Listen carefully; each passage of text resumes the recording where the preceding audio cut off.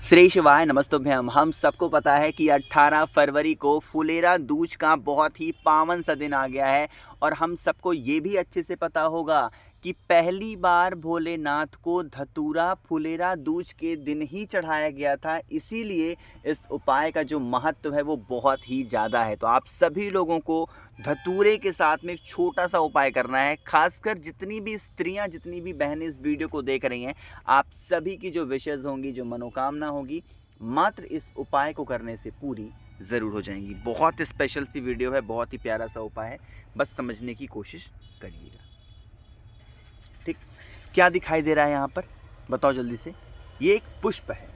कैसा पुष्प है? सफ़ेद पुष्प है। क्या है? सफ़ेद पुष्प है। सफ़ेद पुष्प किसका है? धतूरे का है। किसका है? धतूरे का सफ़ेद पुष्प है। ज़्यादा नहीं चाहिए, मात्र एक पुष्प धतूरे का। अगर धतूरे का पुष्प मिल जाता है तब तो बहुत सुंदर बातें हैं, और अगर धतूरे का पुष्प नहीं मिलता है तो कनेर का पुष्प ले लेना, वो तो आसानी से मिल जाएगा। रिपीट कर रहा हूँ, अगर धतूरे का फूल मिलता है तब तो बहुत ज़्यादा अच्छी बात है, और अगर धतूरे का पुष्प नहीं मिलता है तो क्या ले लोगे? कनेर का पुष्प ले लेंगे। अरे बातें क्लियर हैं क्या, बताओ? ठीक है ना, आगे बढ़ें। अब जो भी चीज़ें आपको मिली है उसे लेकर के भोले बाबा के शिवलिंग के पास जाओगे शाम के टाइम पे, प्रदोष काल में। सुबह के टाइम पे कोशिश करना उपाय ना करें। अब सबसे बड़ी बात आती है कि भैया क्या मंदिर में ही करना ज़रूरी है, अपने घर पे कर सकते हैं? तो आप इस उपाय को अपने घर पे भी कर सकते हो, बहुत ज़्यादा परेशान होने की आवश्यकता नहीं है। ठीक है ना। देखो, शिवलिंग के ऊपर आप लोगों को पता है महादेव का संपूर्ण परिवार विराजमान है, पता है। चाहे कनेर का पुष्प लिया हो या धतूरे का पुष्प लिया हो, जो पुष्प का खुला वाला पोर्शन होता है वो भोलेनाथ की तरफ होना चाहिए और डंडी ऐसे बाहर की तरफ होनी चाहिए।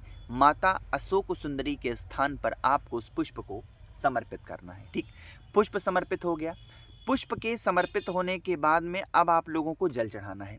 जो जल समर्पित करोगे वह जल महादेव का कुंदुक रूप ध्यान रखते हुए, यानी कुंदकेश्वर महादेव का स्मरण करते हुए, कुंदकेश्वर महादेव का ध्यान करते हुए आपको चढ़ाना है। ठीक, चढ़ाने के बाद में यही जल बहता बहता बहता पुष्प के माध्यम से नीचे गिरेगा।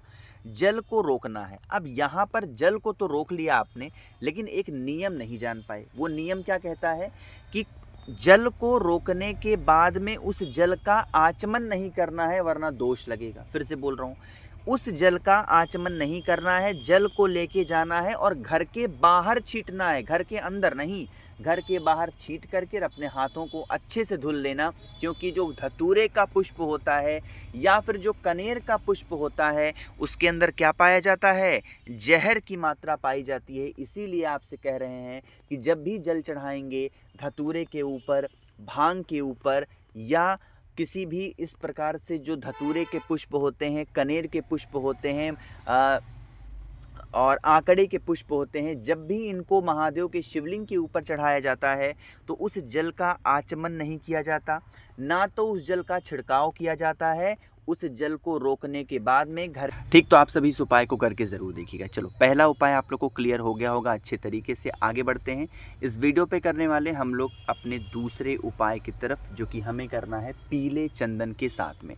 अभी भी मैंने आपको बताया कि आखिर ये फुलेरा दूज इतना महत्व क्यों है, महत्वपूर्ण क्यों है। क्योंकि पहली बार भोलेनाथ को अगर धतूरा चढ़ाया गया था तो वो दिन कौन सा था? फुलेरा दूज का दिन था। इसीलिए आज के दिन धतूरे का इस्तेमाल बहुत ज़्यादा हो जाता है। ठीक है ना। अब इस उपाय को पहले फ़ायदे समझ लो। जैसे मान लो कि आपके घर में कष्ट ज़्यादा हो रहे हैं। ठीक, मैं यहाँ बार बार कष्ट का नाम इसलिए लेता हूँ कि किसी चीज़ को स्पेसिफिक नहीं करना है कि जैसे धन का कष्ट है, व्यापार का कष्ट है, नौकरी, मतलब कष्ट मतलब हर परिवार के अपने अलग कष्ट हैं। जो भी कष्ट आपके परिवार के लेके हों, आप इस धतूरे से उपाय को कर सकते हो। ठीक है ना।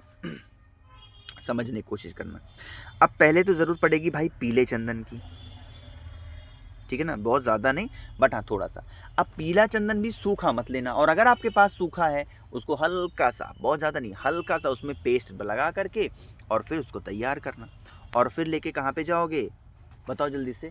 उसको लेकर के पहुँचेंगे भोले बाबा के शिवलिंग के पास। ठीक, पहुँचने के पहले आप लोगों को 1 लोटा तांबे का जल लेना है और पहुँचते ही महादेव के शिवलिंग के ऊपर चढ़ाना, पहला काम। दूसरा काम, आपके पास में पीला चंदन है, अरे है ना, उस पीले चंदन को भाई 3 स्थान पर आपको समर्पित करना है। कहाँ कहाँ पर? पहले माता अशोक सुंदरी के स्थान पर, फिर माता के हस्त कमल पर, और फिर भोले बाबा के शिवलिंग के ऊपर। फिर से कह रहा हूँ, कहाँ पर? 3 स्थान पर समर्पित करना है। पहले माता अशोक सुंदरी, फिर माता के हस्त कमल पे, और फिर भोले बाबा के शिवलिंग के ऊपर। इन 3 स्थान पर पीले चंदन को लगाएंगे। साथ ही साथ जो धतूरा आपके पास में है, जो भी कष्ट है उस कष्ट का स्मरण करते हुए महादेव का कुंदुक रूप दोबारा से ध्यान रखेंगे, और कुंदकेश्वर महादेव के नाम से इन 3 स्थान पर धतूरे को भी समर्पित करके महादेव के शिवलिंग के ऊपर से धतूरे को उठाना, अपने घर पे उस धतूरे को लेकर के आना। जितने भी रूम्स होंगे, जितने भी कमरे होंगे, उन सभी कमरों में घूमना और घर के बाहर फेंक करके चले आना। इससे आपके जीवन के जो कष्ट होंगे, परेशानियां होंगी, समस्या होगी, वो ख़त्म ज़रूर हो जाएगी। ठीक है ना, भूलिएगा नहीं प्लीज़ कोई लोग, आप सभी इस उपाय को ज़रूर करेंगे। ठीक है ना, चलिए आगे बढ़ते हैं इस वीडियो के हम लोग तीसरे उपाय की तरफ, जो कि हमें करना है भाई कमल गट्टे के साथ में। लेकिन कैसे करने हैं, कहाँ पे करने हैं, इसकी ज़रूर बातें करेंगे। लेकिन सबसे पहला काम जल्दी से कर दीजिए वीडियो को लाइक, और जिसने अभी तक चैनल को सब्सक्राइब नहीं किया, मेरी आवाज़ आप पहली बार सुन रहे हैं, चैनल को ज़रूर सब्सक्राइब करेंगे। ठीक है ना, चलो अब समझने की कोशिश करते हैं कि इस उपाय के फ़ायदे क्या हैं, बेनिफिट क्या हैं। अच्छा बताओ, किसी के जीवन में सबसे इम्पोर्टेंट चीज़ क्या होती है? पैसा, धन, यही तो होता है। तभी तो अभी तक आप लोगों के प्यार सपोर्ट से मैंने 1 लाख से ऊपर 7 मुखी रुद्राक्ष दे दिए हैं। 7 मुखी रुद्राक्ष आप लोगों ने मुझसे खरीदे हैं, लगभग 1 लाख से ऊपर लोगों ने। इतना प्यार, इतना विश्वास जताने के लिए आप सभी का बहुत बहुत धन्यवाद, है ना। अब इस उपाय के लिए क्या करना है, आप लोगों को मात्र 1 कमल गट्टा लेना है, बहुत ज़्यादा नहीं, सिर्फ 1 कमल गट्टा ले लो, और कमल गट्टे के साथ महादेव का प्रिय चीज़ भी ले लो। वो क्या होता है? वो होता है लाल चंदन। ठीक है ना, ले लिया। लाल चंदन लेने के बाद में आपको लेना होगा 1 बेलपत्र, क्योंकि कोई भी उपाय कर रहे हो बिना बेलपत्र के कैसे पूरा हो सकता है? नहीं हो सकता। तो अब आपके पास में जो लाल चंदन है, उस लाल चंदन को भोले बाबा के शिवलिंग के ऊपर ऐसे लगाना, जैसे मैंने लगा दिया। लगाने के बाद में अभी भी मैंने आपको कमल गट्टा दिखाया, उस कमल गट्टे को इस लाल चंदन के ऊपर रखना। जब रखोगे ना, तो आपका जो बेलपत्र होगा कुछ ऐसा सजा हुआ नज़र आएगा। अरे आएगा कि नहीं आएगा बताओ जल्दी से।